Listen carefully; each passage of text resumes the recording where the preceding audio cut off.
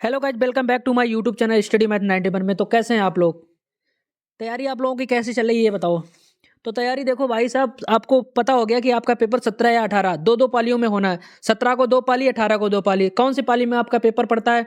अगर आपका पेपर पहली पाली में पड़ता है 17 को, तो आपको ज़्यादा बेनिफिट मिलेगा। उससे नीचे अगर पड़ता है 18 को सेकंड थर्ड, तो आपको थोड़ा सा नुकसान होगा। लेकिन फायदा जिसका पहले पड़ जाएगा उसको मिलेगा। क्यों मिलेगा, कैसे मिलेगा, वो हर चीज़ डिटेल में मैं आप लोगों को बताऊंगा, एक वीडियो लेके आऊंगा। ठीक है। तो आपको देखो फायदा भी मिलेगा, उसका भी फायदा मिलेगा। देखो नुकसान का भी फायदा मिलेगा। आप लोगों को कैसे मिलेगा वो चीज भी मैं आप लोगों को बताऊंगा। तो इस चीज में मत घबराइए। जो पहले पेपर देगा फायदा उसका भी होगा, जो बाद में देगा उसका नुकसान तो होगा, लेकिन उससे ज्यादा फायदा होगा। वो कैसे होगा वो चीज मैं आपको जरूर बताऊंगा, एक वीडियो उसके लिए लेके आऊंगा। ठीक है। तो बने रहिए हमारे साथ। देखो आज की क्लास, दो शाम को रात में जो 10 बजे क्लास होती है ना, वो आप लोगों के लिए रामबाण क्लास होती है। उस क्लास से आपको हिंदी के जितने भी क्वेश्चन बनते हैं, जीएस के जितने भी क्वेश्चन बनते हैं, वो सारे क्वेश्चन कवर हो जाते हैं। और इसी क्लास में आप लोगों को ज़्यादा से ज़्यादा क्वेश्चन देखने को मिलेंगे, अगर रात की 10 बजे आप लोग क्लास करते हो तो ये क्लास कभी मिस मत किया करो। ठीक है, चलिए स्टार्ट करते हैं। आज का पहला क्वेश्चन है हमारे पास। निम्नलिखित में से विस्मयबोधक अव्यय का उदाहरण कौन सा है? जल्दी से बताओ, जल्दी से बताइए, जल्दी से बताइए कौन सा विस्मयबोधक का अव्यय का उदाहरण। देखो विस्मयबोधक अव्यय होते कौन से, जिसमें कोई भावना निकले, कोई भावना। जैसे कोई चीज हो गई, मतलब हम कहते छी छी, एकदम ओह ओह नो, मतलब ऐसे निकले। जैसे देखो वहां हो नहीं सकता, यहाँ भाई ये नॉर्मल चीजें, जहां जहां नॉर्मल। धन्य धन्य है, धन्य हो प्रभु, धन्य धन्य, छी छी, ये चीजें निकलती हैं। तो विस्मय बोधक के उदाहरण ऐसे ही होते हैं। ठीक है। तो जिसका भी आंसर बी आ रहा है बिल्कुल सही है। बी वाले बिल्कुल सही है। 130 का बी। चलिए ठीक, नेक्स्ट क्वेश्चन देखिए। 131, 131 में आपसे पूछा गया निम्नलिखित व्यंजनों में से कौन सा संयुक्त व्यंजक नहीं है? अभी बताओ इसमें से जो व्यंजन दिए, व्यंजक इसमें लिख दिया हमने। आज की क्लास में आप लोगों को पूरा वर्णमाला पढ़ा दिया, उसी से देखो क्वेश्चन भी बन के आ गया।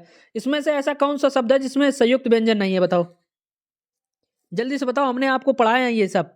संयुक्त व्यंजन कौन कौन से होते हैं वो चीज भी हमने आपको बताई थी। चार ऐसे कौन से संयुक्त व्यंजन है वर्णमाला, अगर आपने मेरी आज की क्लास ले ली होगी तो ये क्वेश्चन आप आसानी से कर लेंगे। जल्दी से बताओ। देखो वही क्वेश्चन, ये क्वेश्चन फंसेंगे आपकी परीक्षा में, तभी मैंने आज की क्लास वर्णमाला में आपको हर चीज बताई। तो कौन कौन से संयुक्त व्यंजन होते हैं? क्षेत्र, ज्ञा, ठीक, इसमें ज्ञा है नहीं, श्रा भी मैंने बताया था, चार होते हैं। लेकिन सा एक संयुक्त व्यंजन नहीं है। तो जिसका भी आंसर 31 का, 131 का, ठीक, 131 का बी आ रहा है बिल्कुल सही। बिल्कुल सही। कौन सा नहीं है? सा नहीं है। ठीक है, क्षेत्र, ज्ञा और श्रा होते हैं संयुक्त व्यंजन। अब लोगों नेक्स्ट क्वेश्चन है 132। देखो ये भी मैंने आज की क्लास में आप लोगों को पढ़ाया। ता का उच्चारण बताओ। ता का उच्चारण हमने कहा क्या बताया था आपको? जल्दी बताओ। कचट तप बताया था ना? कचट तप बताया था ना? तप तप किस में आ रहा, जल्दी से बताओ। KTM 2 याद आया अब? ता, ता देखो, जल्दी से बताओ। ता, ताकि ये बताओ आपने अगर आज की वो पढ़ी है, कचट तप, KTM 2, दो मतलब दो, किसमें देगा? कचट देखो लिख लो पहले, तुम बता दे ट्रिक क्या आपने बताई। कचट तप, ठीक, पा बताया था ये। उसके बाद फिर हमने ये ट्रिक बताई थी, ये सॉरी KTM 2, ठीक।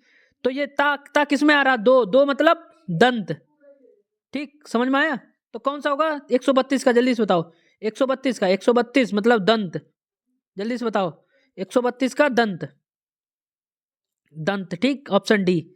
ये सब चीजें मैं आपको आज की क्लास में पढ़ा चाहूँ, तभी तो कह रहे हैं पहले की क्लासें देख लो, सब क्वेश्चन फंसेंगे वहीं से। देखो सब क्वेश्चन हमने याद पढ़ाए, वहीं से पूछे जा रही है। हर चीज मैंने हिंदी में आपको पढ़ा दी, जो बचे हैं वो भी पढ़ा देंगे बहुत जल्दी। अब देखो 133 नंबर देखो।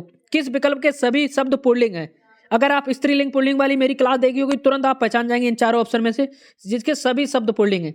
अब बताओ। कौवा, अच्छा अच्छी हमें लगा है। कौवा अच्छा है, खरगोश अच्छा है, मंडल अच्छा है, ठीक, हीरा अच्छा है, मोती अच्छा है, मड़ी, मड़ी अच्छी है, नथ अच्छा है, मूंगा अच्छा है, पन्ना अच्छा, मूंगा, मूंगा अच्छी है, ठीक। नहीं नहीं, नथ, नथ अच्छी है, मूंगा अच्छा है, पन्ना देखो इसमें ये नहीं हो सकता। देखो कौन कौन सा नहीं मिल रहा। उसके बाद हार अच्छा है, पायल अच्छी है, पुखराज अच्छा है, ठीक, पायल अच्छी है, पुल्लिंग, ये स्त्रीलिंग हो गया। नथ अच्छी है, पुल्लिंग हो गया। मड़ी अच्छी है, ठीक, ये हो गया। लेकिन इसके शब्द में देखो, कौवा, कौवा अच्छा होता है या अच्छी होती? जल्दी बताओ। खरगोश अच्छा होता है या अच्छी होती? मंडल अच्छा होता है या अच्छी होती? मंडल अच्छा होता है, खरगोश अच्छा होता है, कौवा अच्छा होता है, ठीक। तो जिसका भी आंसर 133 का ये आया बिल्कुल सही। चलिए नेक्स्ट क्वेश्चन देखिए। अगर आपने ये क्लास नहीं देखी पुल्लिंग स्त्रीलिंग पहचाननी, तो वो चीज़ जरूर देख लेना जाके। संज्ञा से निर्मित विशेषण बताओ, इसमें से कौन सा जो संज्ञा से निर्मित विशेषण भी है, जल्दी बताओ। आपसी कोई संज्ञा है, तुम ही बताओ। अगला कोई संज्ञा है, टिकाऊ कोई संज्ञा, दैनिक दैनिक चीजें, मतलब वो दैनिक चीजें जैसे होती बहुत सारी हो सकती, तो कौन सी संज्ञा हो सकती है? जातिवाचक संख्या। तो जातिवाचक संज्ञा से कौन सा विशेषण बना है? तो दैनिक, जिसका भी आंसर ये आ रहा है 134 का बिल्कुल सही है।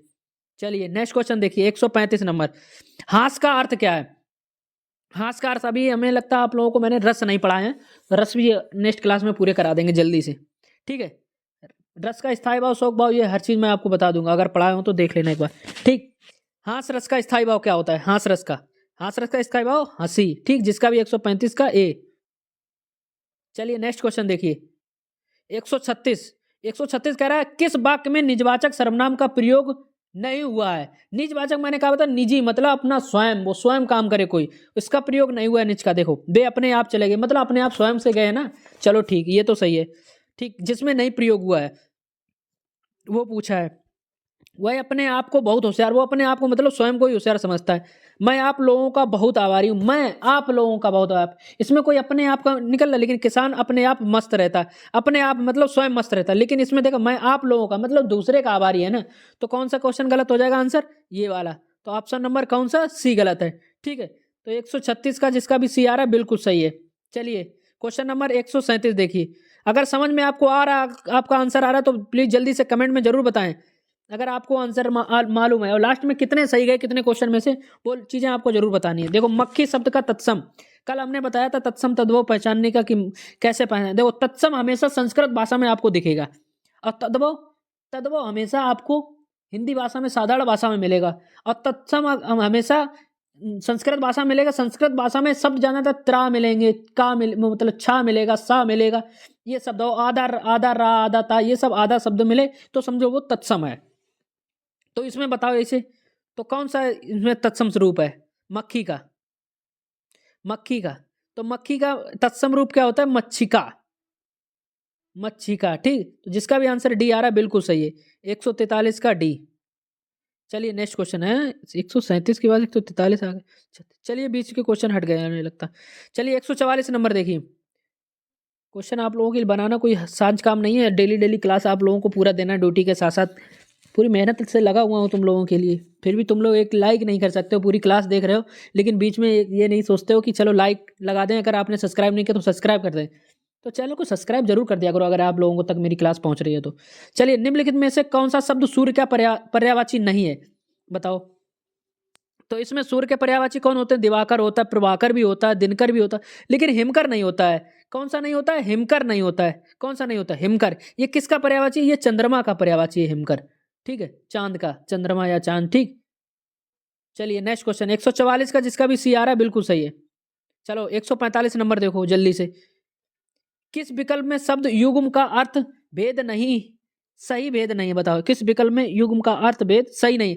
इसमें देखो युग्म दिए गए, उसका मतलब दिया गया सामने। देखो दामन माने आंचल होता है, दमन माने दबाना, मतलब दमन कर दिया, उस चीज को दवाई दिया, और दामन मतलब आंचल। अनल माने अनल का मतलब होता है आग, ठीक, और अनिल का मतलब होता है हवा, ठीक है। अब नेति, नेति का माने अनंत होता है, सही है बिल्कुल, लेकिन नेति नेति माने भी बंधन होता है, लेकिन प्रवाल का मतलब मूंगा सही, लेकिन प्रवार प्रवार ये गलत है, प्रवार का मतलब वस्त्र नहीं होता है, ठीक, ये आपका गलत है। चलिए नेक्स्ट क्वेश्चन देखिए 146। कवि बच्चन सुधा पत्रिका के संपादक कौन है? बताओ। ये चीजें आपको नहीं समझ में, 145 नंबर नहीं समझ में आया होगा, इस चीज को भी मैं इंपॉर्टेंट टॉपिक पढ़ा दूंगा जिससे आप लोगों को समझ में आए। इनमें से 146 देखो, अब ऐसा तो नहीं है 37 में आप 37 ही सही कर लोगे, एक दो क्वेश्चन आप लोगों को टफ लगेंगे जो पढ़ा नहीं है कभी, और ये याद करने वाली चीजें कहाँ तक इतना याद करोगे, तो समय कम है, समय के अनुसार आपको जो जितना मिल रहा, जितनी सरल चीजें हैं वो जो तो कम से कम पढ़ ही लो। चलो कवि वचन सुधा पत्रिका के संपादक, इस क्लास में आपको देखो सब संपादक पत्रिकाएं भी मिलेंगी, तत्सम तद्भव भी मिलेंगे, और सभी के लेखक वाले भी क्वेश्चन मिले, हर टाइप के क्वेश्चन मिल जाते हैं इस क्लास में। कवि वचन सुधा के पत्रिका के संपादक बताओ, कवि वचन किसकी संपादक है? बताओ कवि वचन सुधा किसकी है? कवि वचन पत्रिका बताओ जल्दी से बताओ। भारतेंद्र हरिश्चंद्र की है भाई, 146 का ए। चलिए कवि वचन सुधा है भारतेंद्र हरिश्चंद्र।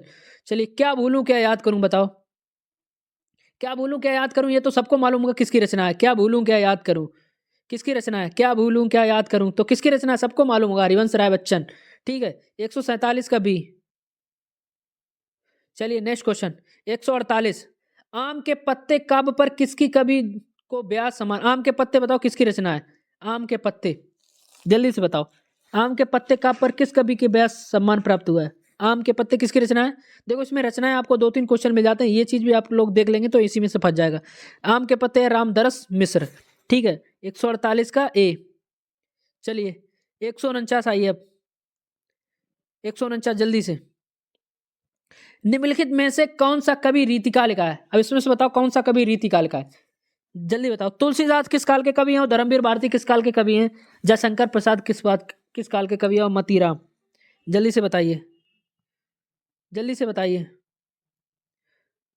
कौन कवि रीतकाल का कवि। देखो देखो तुलसीदास हैं, ये तो हमें लग रहा है भक्ति, ये तो भक्ति काल के कवि हैं। ठीक। धर्मवीर भारती आधुनिक काल के कवि हैं और जयशंकर प्रसाद ये छायावादी काल के कवि हैं। ठीक। तो बचा कौन। अब बचा कौन है। बचा कौन है मतीराम। ये हमारा 149 का सी आंसर आया। ये कौन से मतीराम रीतकाल के कवि हैं। ठीक। किसके काल हैं रीतकाल के कवि। चलिए क्वेश्चन नंबर 150 मुझे लग रहा है लास्ट क्वेश्चन अभी है। ठीक। व्युत्पत्ति के विचार में शब्दों के कितने भेद होते हैं। देखो व्युत्पत्ति के विचार से शब्द कितने भेद होते हैं। शब्दों के अंदाज लगाओ बताओ।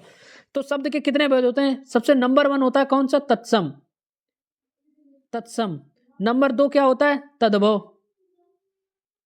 ठीक। नंबर 3 क्या होता है देशज। और नंबर 4 क्या होता है विदेशज। ठीक। तो कितने हो गए हमारे 1 2 3 4। तो व्युत्पत्ति के विचार में शब्दों के कितने भेद होते हैं 4। ठीक है जिसका भी आंसर सी आ रहा है बिल्कुल सही 150 का सी। चलिए नेक्स्ट क्वेश्चन देखिए। मक्खी शब्द का तत्सम रूप। अभी हमने आपको बताया था मक्खी शब्द का तत्सम रूप।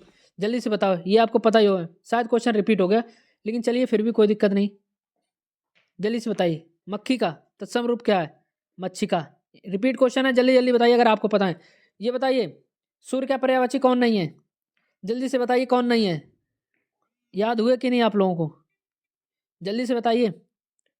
144 का। चलिए ठीक है सी बिल्कुल सही है। 145 बताइए याद हुआ कि नहीं। जल्दी से बताइए कौन नहीं है। परिवार का वस्त्र नहीं है। चलिए कवि वचन सुधा पत्रिका के संपादक बताइए कौन है। जल्दी से बताओ कौन है भारतेंद्र हरिश्चंद्र। अब याद हो रहा है कि नहीं 2 बार जब देखने में। क्या बोलूं क्या याद करूं किसकी रचना है। जल्दी से बताइए क्या बोलूं क्या याद करूं। हरिवंश राय बच्चन की है ना बिल्कुल सही। आम के पत्ते का पर किस कवि को ब्याज सम्मान मिला। आम के पत्ते किसे मिला रामदरस मिश्र को। चलिए 149 रिपीटेड क्वेश्चन जल्दी रिपीट कर लो फटाफट। निम्न में से कौन सा कवि रीतकाल का कवि है। देखो धर्मवीर भारती किस काल के हैं आधुनिक काल के। और जयशंकर प्रसाद किसके हैं छायावादी काल के। तुलसीदास भक्ति काल के। मतीराम रीतकाल के। चलिए 150 व्युत्पत्ति के विचार से शब्दों के कितने भेद होते हैं 4 होते हैं। कौन कौन से होते हैं देखो देशज विदेशज तत्सम और तद्भव। ठीक। तो आज की क्लास आप लोगों को कैसी लगी चैनल को सब्सक्राइब कर देना लाइक कर देना। और बहुत मस्त मस्त क्लास कल की क्लास भी आपको हिंदी की जबरदस्त होने वाली है। रीजनिंग के टॉपिक सब खत्म हो गए बस सिर्फ आपको प्रैक्टिस कराऊंगा जल्दी से जल्दी। पहले हिंदी का सारे चैप्टर खत्म करवा दूं उसके बाद डेली की हिंदी की एक क्लास आपको प्रैक्टिस स्पेशल आया करेगी। उसमें आप लोगों को मैं हर चीज बता दूंगा कि कैसे कैसे क्वेश्चन फंसना है और कैसे आप लोगों को लगाना है। अगर 4 ऑप्शन में आपको डाउट है तो क्या करना है। ठीक है। और ट्रिक भी इस चीज की बताऊंगा कि आपको परीक्षा में कैसे करना है क्या करना है जिससे आप लोग पास हो सको। वो चीज की भी ट्रिक मैं बताऊंगा। ठीक। तो क्या बताऊंगा ट्रिक कैसे क्वेश्चन 4 ऑप्शन में कैसे 2 क्वेश्चन आप काट सकते हैं कैसे 2 क्वेश्चनों में आप खेल सकते हैं। भाई माइनस मार्किंग होती है 1/4।